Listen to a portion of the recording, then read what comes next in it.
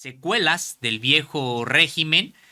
Nos va a acompañar, por supuesto, el presidente de la Limed, Adrián Ramírez, y también la compañera de la propia Limed, Astrid Virginia Fuerte. Ellos nos van a hablar acerca de, a 5 años del nuevo gobierno, un parpadeo en la historia contra el narcoestado neoliberal, sobre también lo que falta por hacer. ¿Cómo están? ¿Cómo están Adrián Ramírez y Astrid Virginia Fuerte? Muchas gracias por estar con nosotros. Muy buenos días. Me parece que hay algún problema Muy buenos días, todavía Sosimo, aquí muy buenos en los días, micrófonos. muy buenos días, Adelante, Sosimo, muy adelante, buenos ya los días, José. escuchamos. Gracias ahí por los controles. Astrid, bienvenida también. Hola, muy buenos días a Sosimo, Jorge, José, Adrián. Bueno, quiero, como para tener un hilo de continuidad entre lo que estamos hablando en este momento, hay que tomar en cuenta que el pueblo está en una lucha continua por su emancipación. A veces le toca buscar cauces democráticos y cuando estos cauces democráticos tiene que asumir el supremo recurso de rebelión contra la opresión y la tiranía. Afortunadamente, en ese continuo luchar del pueblo en diferentes formas, marchando, movilizándose, escribiendo cartas, haciendo protestas, generando pancartas, haciendo foros y demás, llegamos a confluir hasta un proceso en el que a partir de hace 5 años está dando un golpe certero, fuerte al centro del neoliberalismo y de la expresión más cruda de este capitalismo voraz que ha sido denominado capitalismo zombie, capitalismo necrocapitalismo, porque ya incluso rompe sus propias reglas para ir todavía más allá en ese gran deseo de acumulación y explotación de los pueblos. En ese continuo de lucha, por eso nosotros mencionamos que estos 5 años son apenas un parpadeo en el proceso histórico del devenir de nuestro país y del mundo para buscar mejores condiciones de vida y por tal motivo, si bien hay mucho que celebrar, hay muchos logros que ya han sido señalados y recuperados, hay algunos aspectos que tenemos que tomar en cuenta y que vale la pena que sean así considerados porque lo fundamental aquí en esta lucha es que el pueblo es el garante de sus derechos y quien debe seguir movilizado y actuando para que quienes estén en el poder, independientemente quienes detenten el poder público, puedan ser eh, pues movidos, removidos cuando la función no logra su cometido.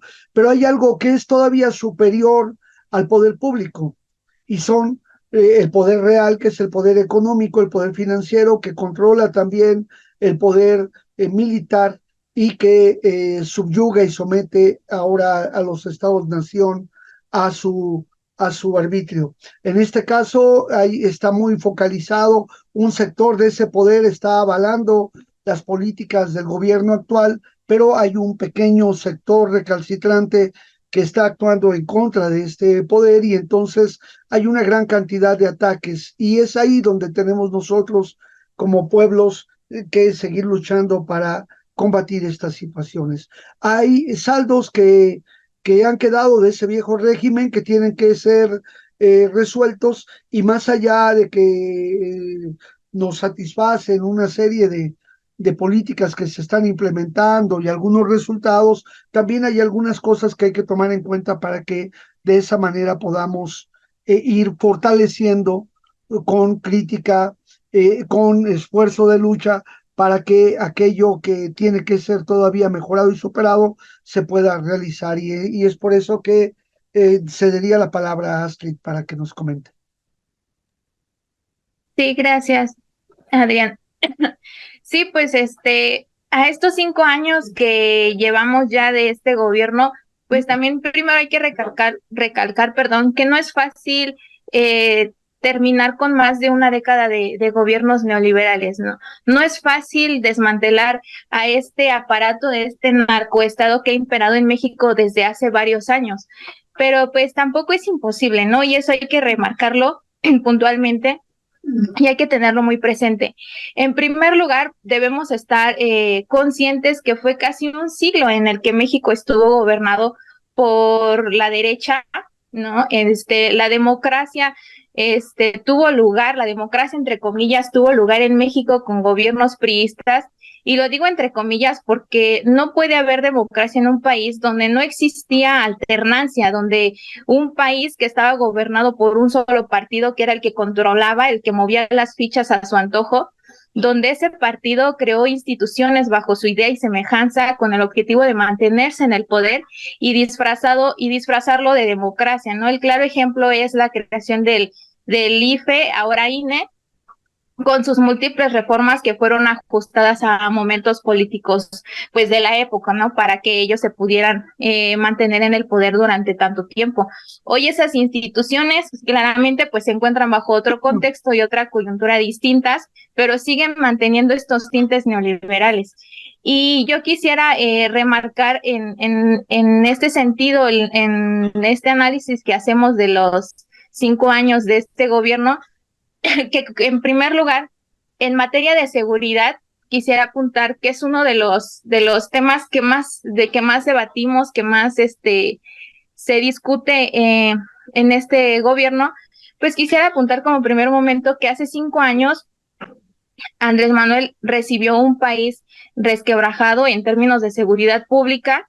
Sabemos que de sobra que los 2 anteriores sexenios marcaron una ola de detenciones arbitrarias, extrajudiciales, hubo un alto número de homicidios, de secuestros, en fin, y la época del calderonismo al mando de García Luna ha sido una de las peores épocas en esta materia de seguridad, y en el país con su supuesta declaración de guerra al narcotráfico, que sabemos de sobra que fue todo lo contrario, fue la puerta para que entraran o surgieran más grupos de delincuencia organizada, dejando un país con un saldo de más de 120,000 homicidios y cientos de detenciones ilegales.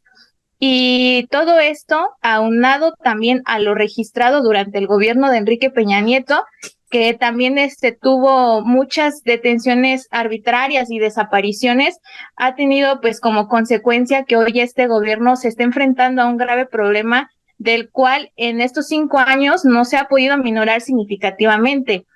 Recientemente el INEGI publicó sus estadísticas para el periodo actual en materia de seguridad, dando como resultado que este gobierno ha sido el más violento, con más de 150,000 homicidios, ¿no? Lo que equiparable a los gobiernos anteriores, pues significa un aumento considerable, ¿no?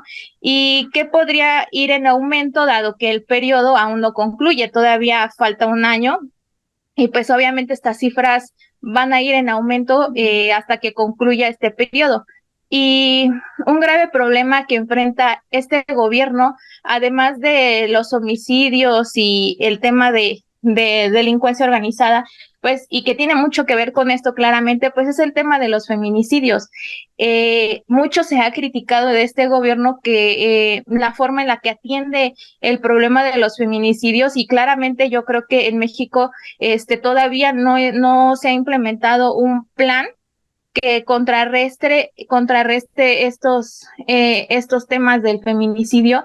No existe un plan un protocolo para actuar en favor de la violencia contra las mujeres. Todavía siento que hay muchas cosas que se tienen que hacer, y es una grave deficiencia que hay en este gobierno.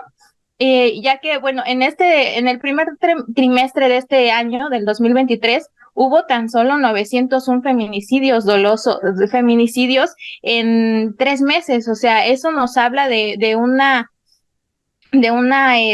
ola de violencia específicamente contra las mujeres, que no se ha logrado aminorar significativamente, ¿no? Claro que se está haciendo los esfuerzos, pero siento que todavía falta mucho que empujar, mucho que analizar respecto a este tema, para que los feminicidios y en sí los homicidios dolosos sigan una tendencia a la baja y no sea todo lo contrario.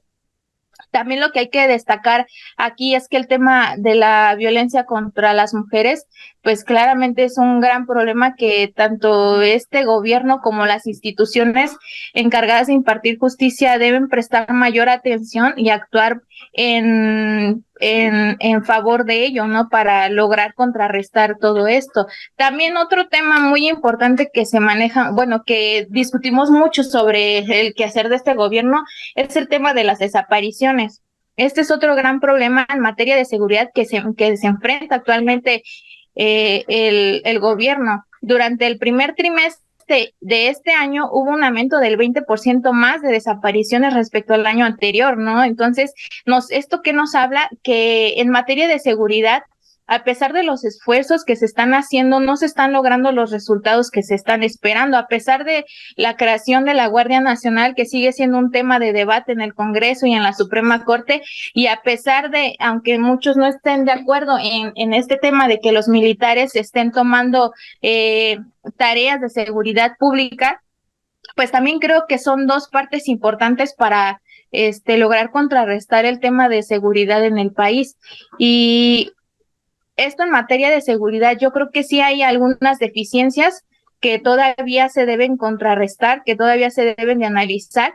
Y yo quisiera aquí decir que sí, aunque suene repetitivo, pero sí debemos mirar al pasado para entender lo que no se debe hacer en el presente y lo que debemos hacer para el futuro. Creo que la estrategia de seguridad pues tiene ciertas deficiencias que deben evaluarse y retomarse desde otro punto para lograr que haya una disminución considerable de la violencia. Y otro punto que yo quisiera enmarcar es el tema de la economía. En este ámbito, yo creo que viendo la tendencia que hemos tenido últimamente en el país, creo que este gobierno ha tenido varios aciertos y hay que tomar en cuenta también el contexto global. Recordemos que el presidente recibió también un país sumamente endeudado durante la administración de Enrique Peña Nieto. El país se encontraba con una deuda pública de cerca de más de 10 billones de pesos. Es decir, en su sexenio, pues la deuda creció cerca de un 46% respecto al periodo de Calderón. Y en este sentido, pues no es difícil señalar que la situación económica del país no era la mejor en el 2018. Y esto sumándole al endeudamiento que se tuvo de Pemex y de la CFE. Y la deuda pública en la actual administración, pues no ha tenido un aumento considerable debido a que se ha dedicado a pagar los intereses.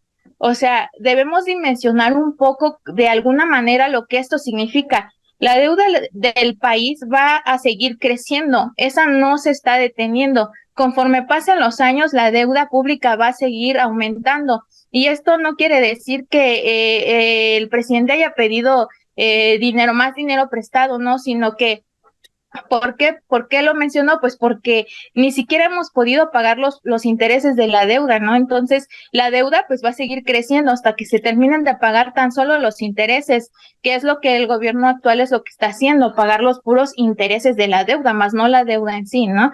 Y yo creo que eso es un gran avance también en materia económica, lo que el gobierno de AMLO ha hecho en este sentido para evitar que la deuda aumente es pues comenzar a pagar estos intereses y también pagar los vencimientos de las deudas de Pemex para rescatar esta empresa. Y lo más importante es que no ha pedido hasta ahorita ningún solo peso al Fondo Monetario Internacional, esto a pesar de que las situaciones globales como que hemos vivido, como el contexto de la pandemia que surgió en 2019 y después el tema de la guerra entre Rusia y Ucrania, pues creo que las medidas que se han tomado respecto para darle frente a estos dos problemas globales, creo que han tenido como resultado que en materia económica, en este contexto, pues la moneda mexicana se posicionara frente al dólar y que hoy en día sea una de las monedas mejor posicionadas en América Latina. Si me permites, Y Astrid. sí, claro, adelante.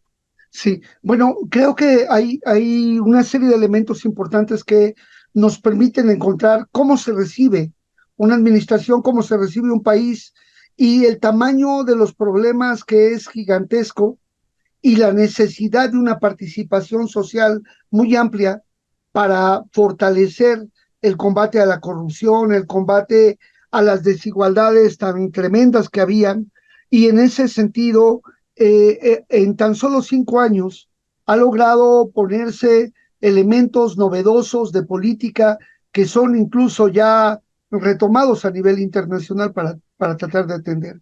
Creo que el tema aquí importantísimo es esta necesidad de un cambio en el modelo cultural, en la toma de la conciencia de las personas, que el neoliberalismo le puso tanto énfasis en la reforma educativa para despojar a todo el modelo educativo formal y a toda la educación informal que se recibe a través de los grandes medios de comunicación, en los cuales se promovió una cultura clasista, racista y con un alto componente sexista. Lo decíamos un poco en plan de broma, pero si lo analizamos culturalmente, podemos hablar de cómo era el bolero romántico, romántico así, para pasar luego a la salsa erótica, y después de la salsa erótica pasamos al merengue porno, y después pasamos al reggaetón 3X y a la música grupera 3X, que denigra y denosta a la mujer, la utiliza como un objeto, y por lo tanto esto aumenta el género de la violencia. El otro tema fue la pandemia, que llevó a las personas a vivir en casa y generó y disparó el tema también de la violencia intrafamiliar, y a su vez las instituciones que debieran perseguir los delitos y castigarlos están permeadas por esta ideología clasista, sexista y racista, y por lo tanto hace que estos fenómenos se mantengan a la alza. La corrupción, que significa esa gran corrupción que ahora tiene un costo más alto, porque ante los sueldos que tiene no se disuade, sino que aumenta el costo de la venta de la justicia. La persecución de los delitos también es un problema grave, porque la autonomía que han tenido las fiscalías hoy no les permite llevar un control mayor, y entonces con mucha facilidad minimizan unos casos, ponderan otros de acuerdo a cuánto les dan en las agencias para las investigaciones. A veces los agentes ministeriales se duelen de que no tienen dinero para la gasolina de las patrullas, y que por lo tanto piden el apoyo a la gente para que vayan. No es así, el recurso está, pero todavía desterrar este modelo. Recordemos, fueron 40 años de neoliberalismo, pero como lo dice Astrid, casi un siglo de priismo, y eso es un problema muy, muy, muy grave, porque lo que es desmontar todo ese modelo, todo el personal que hoy está en las instituciones, en los medios de comunicación, en las iglesias incluso, que tienen imbuido todo este modelo de pensamiento clasista y racista y sexista, pues se traduce en eso. Y por eso es muy importante que entendamos que el pueblo tiene que ser garante de sus derechos, tiene que salir a luchar por ellos. Y si bien es cierto, la tendencia de la violencia se mantiene, y tal vez este sexenio acumule uno de los niveles más altos de muertes violentas, también es cierto que la disminución del índice de letalidad ha sido sensiblemente, y que esto se debe a que ya no es una política de Estado el ejecutar a las personas o el generar actos violentos. Entonces, vamos en ese sentido tratando de avanzar, pero tenemos todavía una deuda importante que hay que resolver.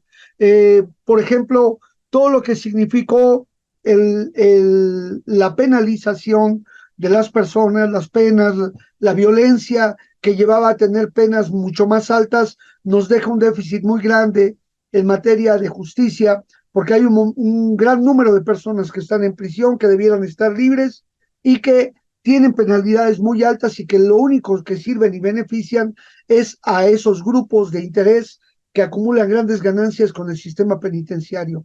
Por otro lado, también en materia migratoria, tenemos todavía los rezagos de la política internacional y sobre todo de Estados Unidos, que no ha querido entender de que en lugar de mandar ayuda militar a Ucrania, y digo ayuda militar entre comillas, porque son grandes recursos, grandes cantidades de recursos que le hacen falta al propio Estados Unidos para desarrollarse como país y brindar los derechos a su población, y que hoy está siendo castigada en sus programas sociales por el lobby de las armas y la guerra en Ucrania y muchos otros países, la manutención de sus bases militares, pero también falta el acuerdo de cooperación que el gobierno de México había establecido para que hubiera mayor cooperación al desarrollo con los países expulsores.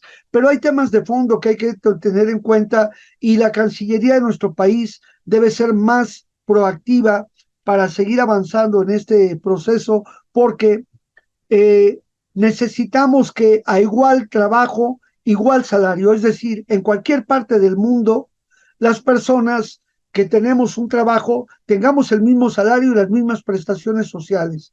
En segundo, que haya una convalidación de todos los títulos para que cualquier persona en el mundo pueda ejercer su profesión en cualquier parte, y que no tenga que, al migrar, tener que trabajar de un trabajo del cual no tiene la formación o la inversión de tiempo que tuvo para prepararse en su formación. La otra medida que también debemos de tener es una visa libre, es decir, una visa Schengen, que pueda uno circular por cualquier parte del planeta, simplemente con los controles migratorios que tienen que ver para temas delincuenciales o temas de sanidad internacional. Pero esto permitiría fácilmente evitar esos flujos migratorios inseguros, que la gente vaya muriendo en el camino. Y lo otro también, la política pública que debe de generarse a nivel internacional, cambiando los principios de Jus Cogens, que ahí se quedó corto el mandato de Marcelo Ebrard, que no pudo llevar todavía más adelante la propuesta del gobierno de México ante el Consejo de Seguridad de Naciones Unidas para mejorar la cooperación, para que haya una igualdad y equilibrio entre países pobres y países pobres expoliados porque los países saquearon sus riquezas, y hay esa deuda histórica que mejore las desigualdades. Por otro lado, si bien saludamos mucho en política internacional el tema de Cuba, la solidaridad que ha habido para muchos países, también hay una deuda con las medidas coercitivas unilaterales que están viviendo no solamente Cuba, sino también está viviendo Venezuela, y en ese sentido, si se pronuncian por la libertad de Julian Assange, también por la libertad del diplomático venezolano Alex Saab y la libertad de todos los presos políticos en el mundo, los que están enfrentando y luchando por la democracia a nivel mundial.